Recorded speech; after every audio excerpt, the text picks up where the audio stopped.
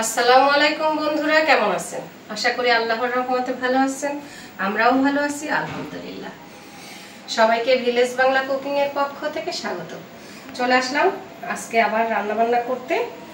আজকে আমাদের একটা বিশেষ দিন, তো ছেলে বলল বিশেষ দিন উপলক্ষে রোস্ট পোলাও খাবে, তো আজকে সেজন্য রান্না করব রোস্ট, গরুর মাংস, পোলাও আর পায়েস। পায়েসের জন্য অলরেডি আমি দুধটা চুলায় বসাই দিছি।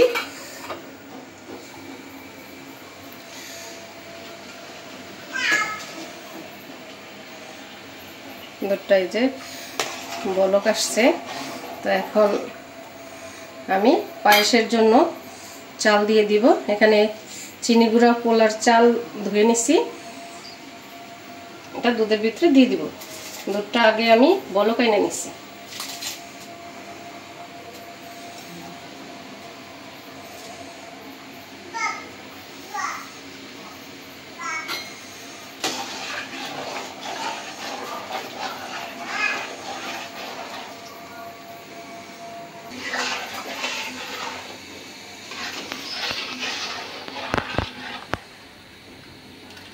পায়েসের চালটা সেদ্ধ হয়ে আসছে, এখন চিনি দিয়ে দিব। পায়েস রান্না করার সময় চাল ভালো করে দুধের সাথে সেদ্ধ করে নিতে হয়, চিনি দেওয়ার পরে আর চাল গলে না।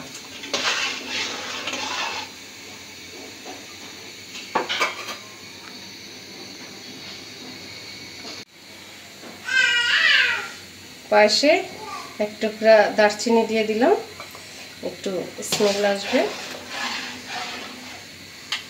এখন দিয়ে দিব চিনি।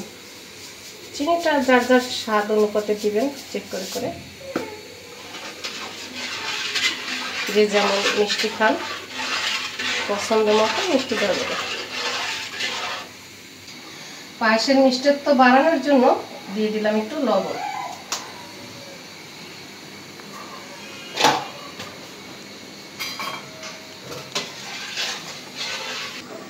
পাঁচটা হয়ে গেছে। এখন এখানে কিশমিশ আর কাজু বাদাম আমি কেটে নিছি, বাদামটা আর ধুয়ে নিছি, এগুলা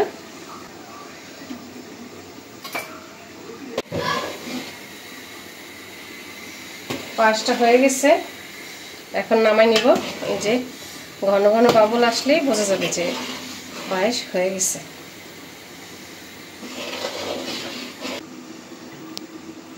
খাঁটি দুধের পায়েস রান্না করলাম। এটা আমাদের গ্রাম থেকে একদম বাড়ির গাভীর দুধ, কি গ্রাম যে বের হয়েছে। এখন গরু মাংসটা বসাই দিব। কড়াইটা বসাই দিলাম। বিসমিল্লাহির রহমানির রহিম।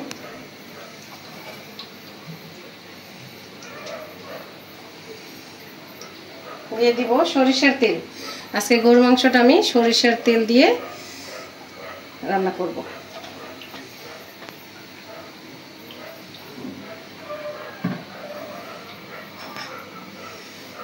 তেলে দিয়ে দিব গরম মশলা, এলাচ, দারচিনি, লবঙ্গ, তেজপাতা।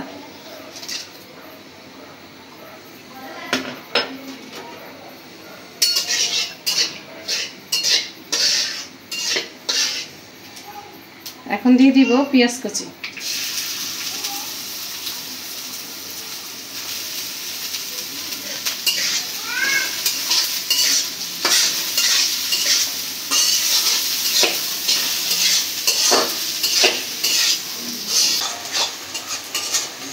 পেঁয়াজটা ভেজে নিছি।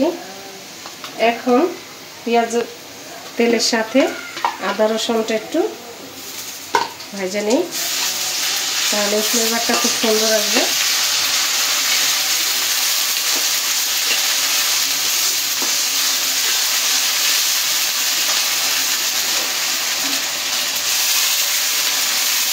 মশলাটা কষানোর জন্য একটু পানি দিয়ে দিলাম। এখন মশলাগুলো দিয়ে দিব। দিয়ে দিলাম মরিচের গুঁড়া, হলুদের গুঁড়া, এখন দিব ধনিয়ার গুঁড়া, জিরা গুঁড়া, স্বাদ মতো লবণ। এখন মশলাটা কষাই নেব।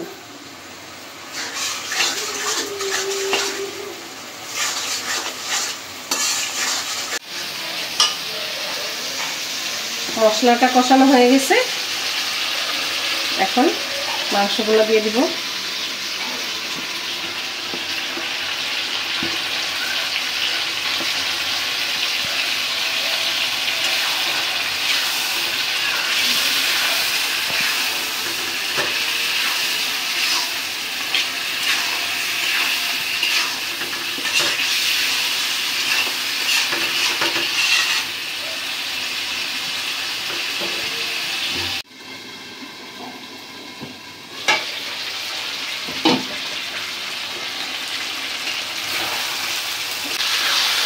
মাংসটা কষানো হয়ে গেছে, একদম মশলার সাথে মাংসটা ভালো করে কষাই নিলাম। উপরে যে তেল চলে আসছে, এখন ঝোল দিয়ে দিব।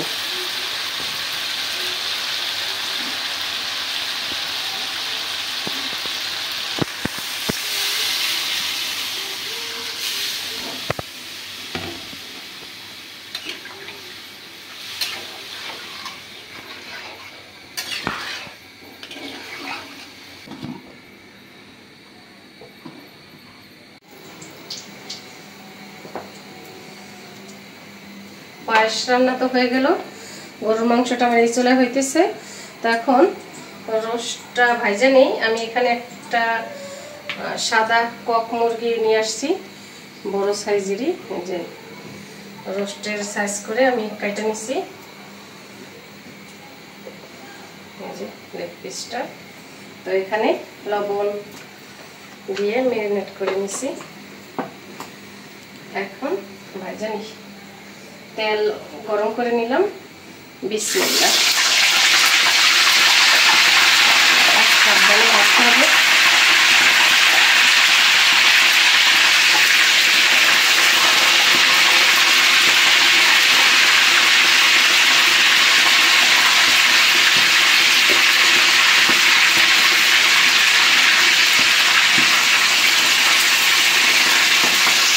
ভাজে নিচ্ছি, এখন রান্না করে নেব। বিসমিল্লাহির রহমানির রহিম। রোস্ট ভাজা তেল দিয়ে দিব।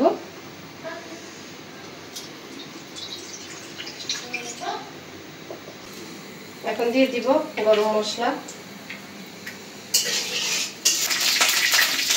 দিয়ে দিব পেঁয়াজ,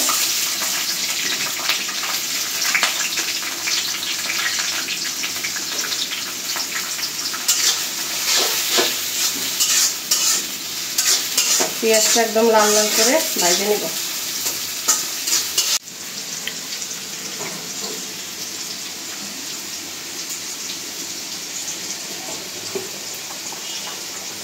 গরুর মাংসটা ঝোলটা ফুটে উঠছে, এখন দিয়ে দিব কাঁচামরিচ। আনাম কাঁচামরিচই দিয়ে দিলাম একটু ফ্লেভারের জন্য, আলু সেদ্ধ হবে। রাখি, পেঁয়াজ ভাজা হয়ে গেছে, এখন একটু পানি দিয়ে দিই মশলাটা দেওয়ার জন্য।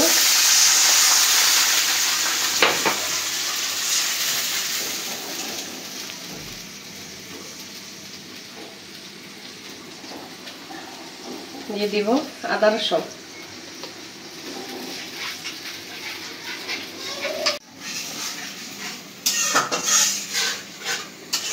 এখন দিয়ে দিব বাটা মশলাটা। এখানে জয়ফল, জয়ত্রী, পোস্তদানা, শাহি জিরা, গোলমরিচ সব কিছু একসাথে বাইটা নিছি, রোস্টের সকল মশলা। আর এখানে নিছি বাদাম বাইটা নিছি, সব দিয়ে দিলাম। এখন দিয়ে দিব ধনিয়ার গুঁড়া, জিরা গুঁড়া,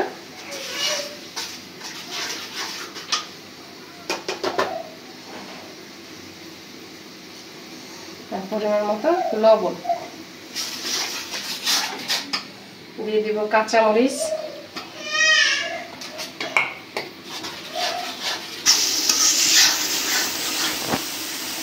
মশলাটা কষাই নিছি। এখন দিয়ে দিব টক দই। টক দইটা আমি বাটিতে করে ফেটে রাখছি। টক দই দিয়ে মশলাটা কষাই নিব।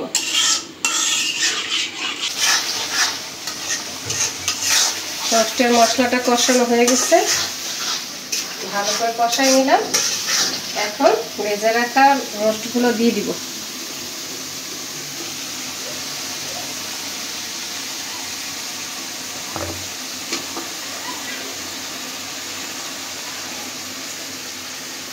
তেলটাও দিয়ে দিলাম।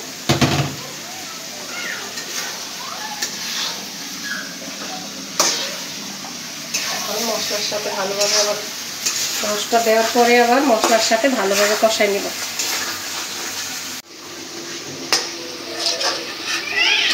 মশলার সাথে রোস্টটা কষাই নিছি, এখন একটু ঝোল দিয়ে দিব।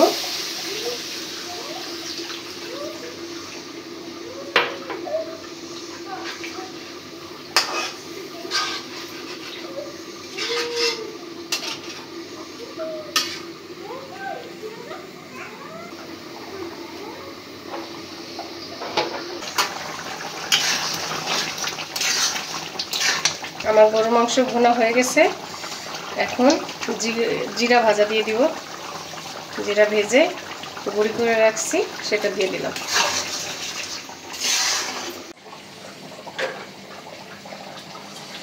গরু মাংসটা রান্না করা হয়ে গেছে, নামাই নিলাম। মাশাআল্লাহ, সুন্দর কালার হয়েছে।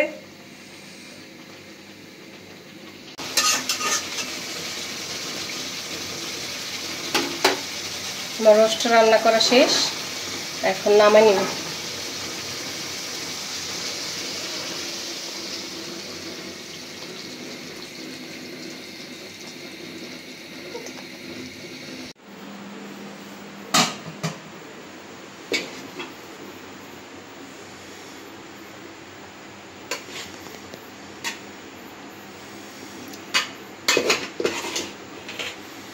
পোলাওটাও রান্না করে ফেললাম, সব রান্না শেষ। বাস হয়ে গেছে। তো আজকে গরু মাংস রান্না করলাম, রোস্ট রান্না করলাম, পোলাও আর পায়েস রান্না করলাম। এখন সবাইকে খেতে দিব। তো এ পর্যন্ত যারা ভিডিওটা দেখছেন সবাইকে অসংখ্য ধন্যবাদ। আজ এ পর্যন্তই, আবার দেখা হবে পরের ভিডিওতে। সে পর্যন্ত সবাই সুস্থ থাকবেন, ভালো থাকবেন। আল্লাহ হাফেজ।